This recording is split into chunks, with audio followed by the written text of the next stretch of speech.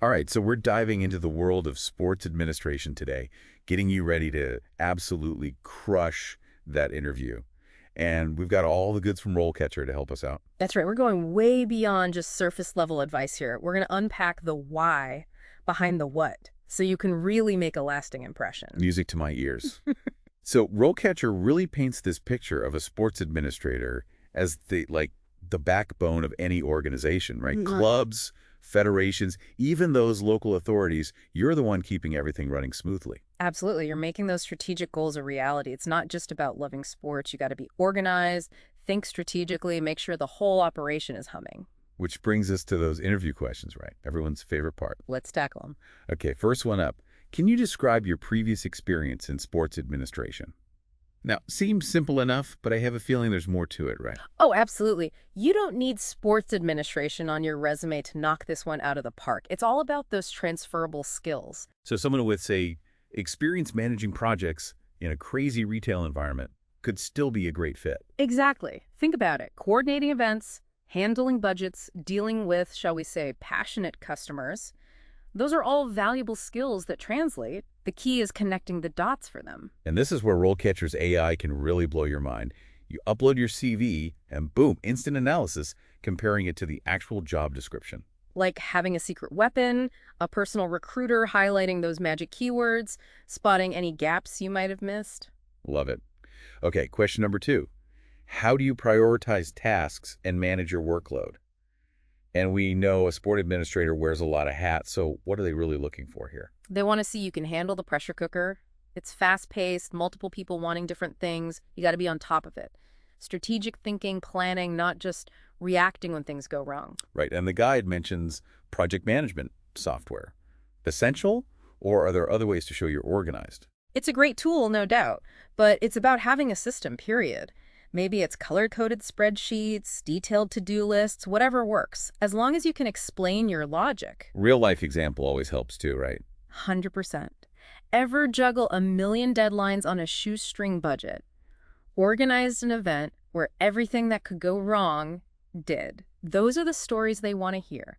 Shows you can handle the heat. And it doesn't have to be strictly sports-related either, right? Nope, not at all. It's all about showing you can prioritize, problem solve, keep your cool when things get chaotic. Speaking of chaotic, question 3 throws a bit of a curveball. How do you handle conflicts or difficult situations within a sports team or organization? Can't just say, I'm a people person for this one. Definitely not. This is about emotional intelligence, navigating those minefields. Remember, you're dealing with athletes, coaches, parents, sometimes tempers flare. So how do you even approach this one? Have a specific example ready. Example's good, but it's more about your approach, right? Are you a listener, hearing all sides before finding a solution? Open and honest communication, even when it's tough. That's what they want to hear. And this feels like a great spot to mention RoleCatcher's AI feedback again. Oh, for sure. Imagine practicing your answer, getting scored on how you sound, how clear you are, even tips on how to improve your delivery. Pretty powerful stuff. Like having a personal coach in your pocket. Okay, question 4. Can you describe your experience with budgeting and financial management? More than just balancing a checkbook here, I'd imagine. Oh, definitely. Every sports organization, big or small, needs to be financially smart. They want to know you understand responsible spending, making the most of resources. So what kind of experience should you be highlighting? Managed any budgets before, even on a smaller scale? Ever had to make tough choices about where to allocate funds when there wasn't enough to go around? That's the good stuff right there. Even if it wasn't for like a professional team or anything. Exactly. Maybe you organized fundraising for a local team or helped your college club stretch a tiny budget. It's all about showing you understand the financial side of things. And this is where RoleCatcher's career guide comes in clutch. Yeah. Really breaks down those skills and knowledge needed for a career in sports administration. Absolutely. Gives you the big picture, not just the day-to-day. Okay, on to question 5. And this feels like a chance to really sell yourself. Can you describe a successful project or initiative you have led within a sports organization? What's the secret sauce here? Pick something that shows you can lead, take charge, and get results. And don't be afraid to get specific. So not just I managed a project, but really walk them through it. Exactly. What was the goal? What roadblocks did you hit? How did you measure success? The more detail, the better. Love that. And again, RoleCatcher's AI swoops in with the assist. Practice your answers, get feedback tailored to the job you want, even record yourself to see how you come across. It's like having a whole rehearsal space for your interview right in your pocket. Boost that confidence. Back for more interview action. Round 2. Let's go. It's like we're training for the interview Olympics here. Love it. And speaking of challenges, this next question's a bit of a brain teaser. Can you tell us about a time you had to make a tough decision with, like, barely any info to go on? How'd you handle it? Oh, that's a good one. Really tests your ability to think on your feet. For sure. Sports administration, things move fast. You don't always have the luxury of time, right? They want to know you can make good calls, even when it's a bit crazy. So where do you even start with an answer like that? Think about it like this. Show them you've got a process. Even with limited info, you tried to gather what you could, talk to colleagues, maybe looked at some quick resources, then walk them through your thinking. What factors mattered most? What were the risks, the potential upside? And it's okay to admit you didn't have all the answers right away. Absolutely. Actually, that shows self-awareness, you know? You want to make informed decisions, not just wing it. And maybe even talk about how you got feedback afterwards or change things up as you learn more. Exactly. Adaptability. Showing you learn from your mistakes, even the tough ones. Makes you look good. Speaking of tough, question 11. How do you deal with setbacks or failures? Give us an example. The classic. Everyone tries to dodge it, but honestly, owning your mistakes. Way more impressive. So how do you talk about failing without actually, failing the interview? Turn it into a positive. Pick a time you messed up, but don't dwell on the bad stuff. What'd you learn? How'd you grow from it? Did it make you better at your job in the end? That's the story they want to hear. Having that example prepped beforehand probably helps a lot, right? Instead of panicking on the spot. 100%. Anyone can say they're resilient, but a real story, that's what makes it stick. And cue RoleCatcher again. That practice with their platform, getting feedback, really helps you tell those stories the right way. Truth. Sometimes the best lessons get lost if you don't know how to share them. All right, question 12. How do you stay updated on the latest trends and developments in the sports industry? This feels like it's about showing you're passionate, even outside of work. Totally. Sports is ever-changing, right? They want to see that spark, that you're curious, reading up, thinking about the future of the game. So how do you prove you're, in the know? Talk about what you read, podcasts you listen to, maybe you go to industry events, even just following the right people online shows you're plugged in. And maybe drop in a specific trend you've got your eye on, like why it matters to you. Yes. Maybe you're all about the esports boom, or you're passionate about making sports more sustainable. Shows you're not just following the crowd, you're thinking for yourself. Speaking of thinking ahead, question 13. How do you see technology changing the sports industry in the next 5 to 10 years? And how would you adapt to those changes? This one's a mouthful. It's a good one, though, right? Tests your industry knowledge and your ability to think big picture. 2 birds, 1 stone. Exactly. So do your homework. What's tech doing in sports now? Data, fan experiences, even VR stuff. Then take it further. What could happen long term? Like, could AI change how athletes train? Or how fans watch games? Boom. That's the stuff. Show them you're not just catching up, you're ahead of the curve, ready to adapt and learn new things. And RoleCatcher's career guides and those skill assessments can be super helpful for that, yeah. Yeah. Really lay out what you need to know to stay competitive. 100%. They can help you figure out what skills to focus on, maybe even find some courses or certifications to boost your resume. Okay, next up, question 14. Can you describe your experience working with diverse teams or in multicultural environments? Huge question nowadays, and for good reason. Sports brings people together from all over, right? Totally. Different backgrounds, cultures, got to be able to handle that. Exactly. So it's not enough to just say you love working with people from different cultures. Give them examples. How have you actually done it? So have you ever had to, adjust your communication style to work with someone from a different culture? Or maybe you helped create a more welcoming environment for everyone on a team. Exactly. Those are the stories they want to hear.